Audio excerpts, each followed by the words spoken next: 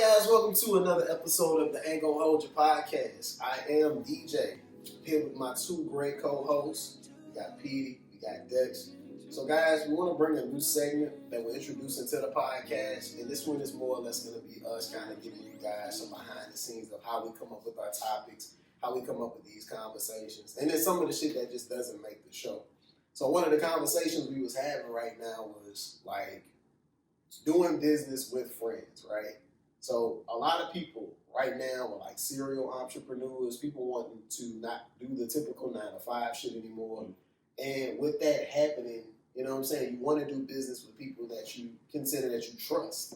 Like folks that you fuck with, and it makes like this whole process easier. So does it always work? Like, have y'all ever been in business ventures? We ain't gonna throw no names out there for anybody that we fuck with, anybody that does business right now, because we don't want to throw them out as janky and no shit like that. But bitch, I might.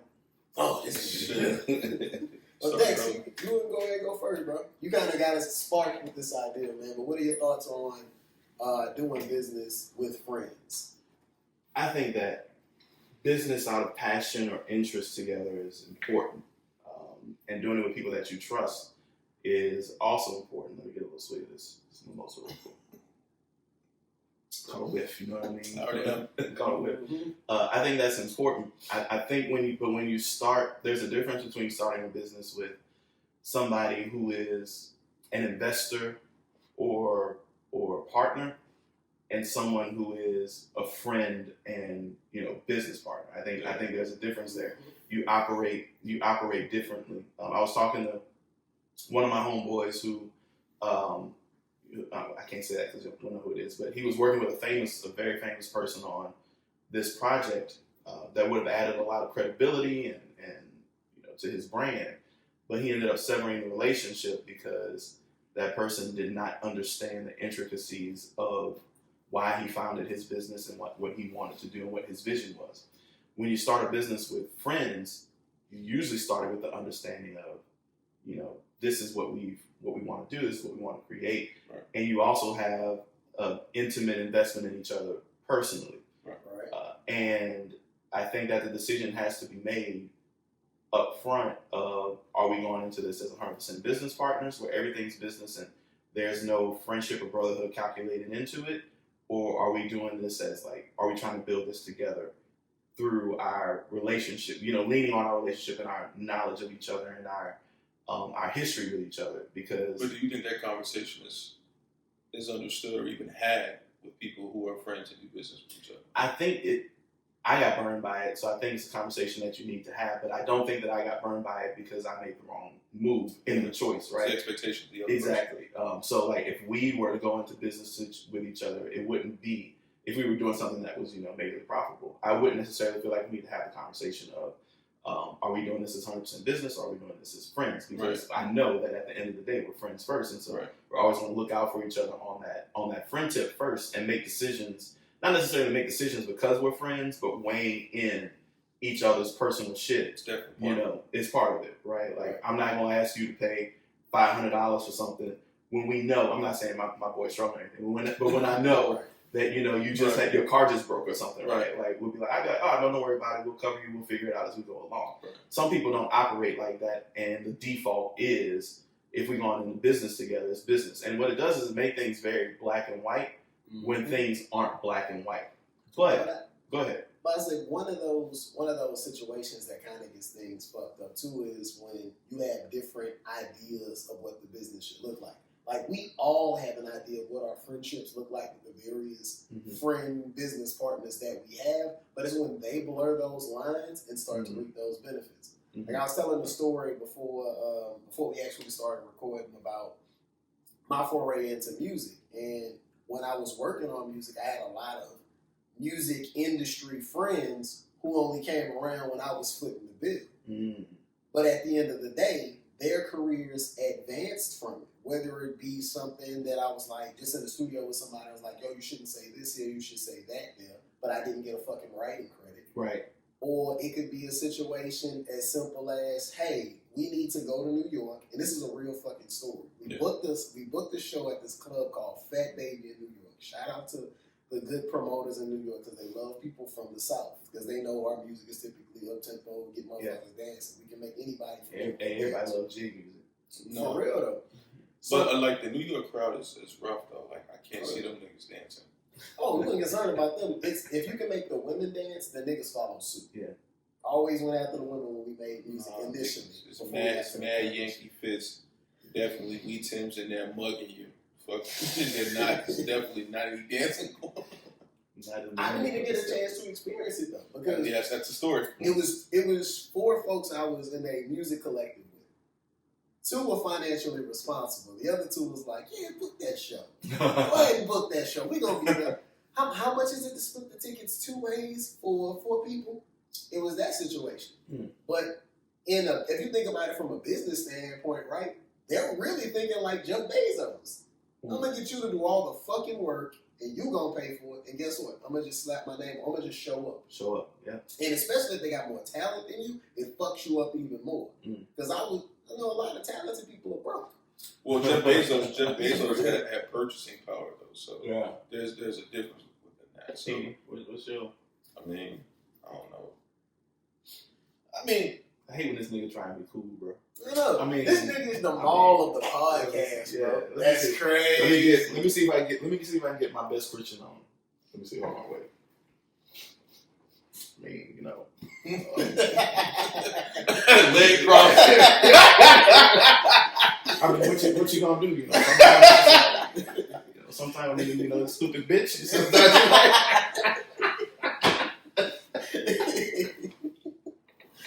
See, friendship, y'all. We don't. That's the damn shit. Niggas got you down pat, bro. Look. Alright, fuck that. So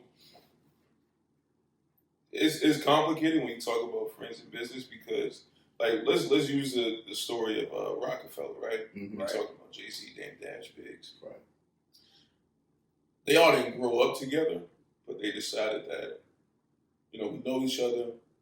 We both come from the same situation. Dame and Biggs put up the money. Jay-Z was the talent, and essentially, Dame was the brains of the operation. Still is. Right? Right? Still is. Facts. Yeah. He's still the brains of the operation. He had the contacts. He knew the people. He knew how to get it done. Jay-Z became that because he was lucky enough to be around someone who knew the business, who knew how to operate, who had to articulate themselves. Yeah. You remember Jay-Z early in his career, he didn't speak that much. Mm-hmm. He was really shy. So I mean, he soaked up a lot of knowledge. And towards the end, what happened? He sold 32% of his shares in Rockefeller to some other Jewish guy. I didn't know why they ever broke up. Well, it's because of like they grew apart. Yeah, I guess Jay-Z was shopping his likeness to other labels, and Dan was like, "What's going on?" You know, you can't. As first of all, that's my artist, but secondly, he's co-CEO. Yeah. So you know what I mean. So it became kind of shiesty. So when you talk about friends and business, obviously Jay didn't think that friendship was that strong. I think there's levels to it, right? I think when you're on the building level and the built level is two completely separate things. Right. If we're building together, we should be equally yoked. Right. Now, Jay-Z becoming this cultural icon, because I think we can all admit, you know, him and his wife. Yeah. From the hip hop and R&B side. Being icons like I mean, this is facts. You know, both him and his wife. His wife is probably I wouldn't question what the nigga looked like. I'm just saying. His wife is probably the greatest icon we've seen in the pop space since Madonna. You know, pretty easily. And then he is, you know, for black folks especially, he is an icon. He's at the top of the list up there with Obama and Oprah and all of that in his particular, you know, expert area of expertise. So like, I think there comes a point when you do elevate to a level where we got to have a conversation of, hey, it ain't 10 years ago. Like, we not at the same level we were. And that means we got to make some different moves in how we do things. And that's when the conversation is like, all right, do we split up the business that we have, or do you move on and take this somewhere else? But, you know, I think when you're on certain levels, you kind of got to protect your peace when you're good people. Like, even I called and talked to my best friend about this when I got burned. Like, when you're good people, Not Chlamydia? not VD, right? Not STD, right? no, not STD. Pissing over. Shit. I mean, is it You not said it supposed to burn? burns. Is it not supposed to burn in your feet? Like, Yes. I've known nothing else. Like when you're at that level, you know, you got to make sure that a lot of times somebody's bringing something way more to the table than somebody else, right? Yeah. Whether that be financial stability, whether that be the equipment or the connections like Dame has, or the actual capital to be able to fund whatever it is. And if you're that person, especially when you're a good person, right, and you put friendships and doing the morally and ethical thing first, forever and always, you have to be protective of, mindful of other people's intentions around you, because you'll get down the line like you did, right? Like you were talking, you'll get down the line and some shit will happen. Mental inventory. Yeah, and then you're like, I was taking inventory of shit and I didn't, like, because you're so invested in the friendship or the vision, a lot of times you push back the idea of like, oh, that's weird. Like, that was a weird situation. Yeah. But there's a reason behind it, you know? So, like, I know the situation. Or you can be working so hard that you don't even recognize. Mhm. I think that's what happens when there's no conversations that I had before. It's like, all right, we have this abstract idea of what we want to do. We're going to put it together, but the business piece we're not really going to discuss so much. We're just going to wing it and work hard. Mhm. Winging it and working hard is going to fuck up the business and your friendship. Because if you got one idea of what the vision is and what you contribute, and another person has an idea of what the business is and what they contribute, and that shit don't match up, you're going to have those situations to where you look back and it's like, damn, bro, I'm giving all of this time, I'm giving all this effort, I'm working, and I look to the left of me, and this motherfucker not doing nothing. Not you, nigga, but you just to the left. Shit. But I knew you weren't talking to me. I know. Well, and I think the most disappointing thing when you get into those situations is it's that I understand you can't do it professionally, right? You're not even trying to do it personally, right? Like you ain't invite me over to for a meal, right? You ain't saying thank you like talking about. You ain't like, hey, I got this round. Like I remember that shit. Like if I go out, y'all been out with me. I'm gonna buy a round, right? I'm gonna buy a round. I'm cool with it. I always got money for friends and beer. But that's because you come from a place of innocence and you're genuine. Yeah. But when you talk about, you know, when you were saying sometimes with the question at the end, if you start making excuses for the justification, then you start saying, oh, well, you know, you continue being a good person, they will continue using that until you have nothing left. And then at this point, it's not even beneficial to you. But then when you bring it up, it goes silent, right? Well, yeah. Instead Instead of trying, out of your fucking business. Instead of like, because again, I'm super open, and I've had this conversation with a number of people. Like, hey, don't think that I don't notice what you're doing. Like a lot of people think that because you're quiet or you're passive, which y'all know me, I'm not passive. I'm just more go with the flow until it's not time to go with the flow, right? And so a lot of people think because you're like that you don't peep shit. There's a lot of stuff that I see that I'm just like, I ain't gonna say nothing. I'm gonna just wait, right? I'm gonna just wait because the opportunity will present itself to where when I do bring it up, either you have to acknowledge it and apologize for it and change from it, or it's gonna ruin everything, right? It's gonna blow everything up. And so it never fails. People who are users and abusers, they will always put themselves in a position where they're much more dependent upon you, and that's when you move. You're like, hey, I saw this shit. What we gonna do about that? But think and that's about when your phone stop ringing. But think about the space that it puts you in, though, right? So when you're in a space with somebody who's using you or abusing you, when it's time to confront them, you realize that your business is so tied into them. Because, I mean, most of the business that we work in right now is entertainment and, in your case, apparel. So those are businesses that require an active face. Like, if the active face isn't there anymore, it kind of throws your business shit around. You have to rebrand, reestablish relationships, go after a new customer, go after a new listener, and all of that. So it makes you even question, like, the fucking accusations at that point. It's like, okay, I can go at this person's neck because I got all of this proof and evidence, but it's so easy for them to just say, fuck it. So what? Well, I did do that, and I walk away. And Now that's you're fine. enough to pick up the pieces. No, you're not. Because if you are the person that I am, if you walk away, how does that hurt me? I still can go in my studio and record anytime I want, right?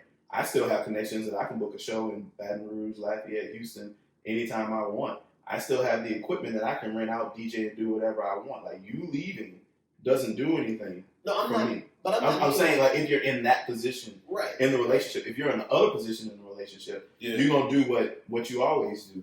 You're going to find somebody else to leech off of, right? Like, that's the way that it goes. And that's the cycle. It's cool, but the point is, like, even though you're helping that person move along and moving their levels up, you're simultaneously doing the same thing for yourself, right? Because people see, oh man, when these niggas are working together, then they had opportunities, and they was working and all of that. I saw that post with Tyler. I don't know if I saw that he recently said,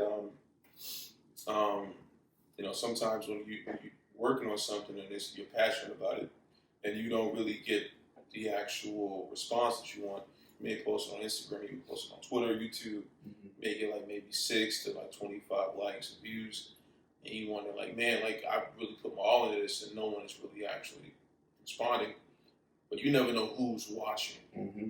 You never know who's watching and saying like, this is what I've been looking for. Yeah. And he said his most recent producer that worked on his last album, he got from YouTube. Jay Versace. Was it Jay Versace? Yeah. No, not Jay Versace, somebody else. Also, I love Jay Versace. His whole Vine to Grammy-winning artist track is like super fucking impressive. I don't know how he did that shit.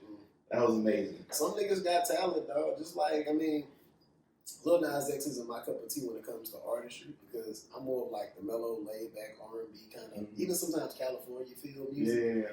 But you gotta admit, the nigga go from a Nicki Minaj trolling Twitter page to Grammy-nominated and award-winning artist. It's like, I like seeing those folks. The biggest single of all time, right? 2 number 1 hits by the time he was 20.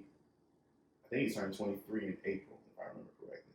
By the time he turned 23, beefing with, you got making it when niggas start beefing with you. Like, Boosie, why are you talking to this man? This man has had, he's a billion stream artist on Spotify. Not even counting Apple Music and Deezer and Napster and SoundCloud and all of that. Like, you gotta be appreciative of people who are able to leverage and position themselves, especially him as a gay dude. Yeah. Like, being able to do that. That wasn't the impressive part for me, right? The impressive part for me with that shit is if you go to war with the American church and somehow come out unscathed, it shows that there's a turning tide of what people are looking for, like their moral compass. I don't think church is necessarily tied to the American moral compass anymore. I don't think so either. I think Middle America. I disagree with it. I still think that the majority of this country still leans more towards Christian morals. Actually, for the first time in American history, less than 50% of the country believes or goes to church or believes in God anymore. Just because you don't go to church does not mean they don't have those particular values. You know what I mean? Like, so playing it a little turbulent. I'm sorry. Let me rephrase that. Considering themselves Christian. No.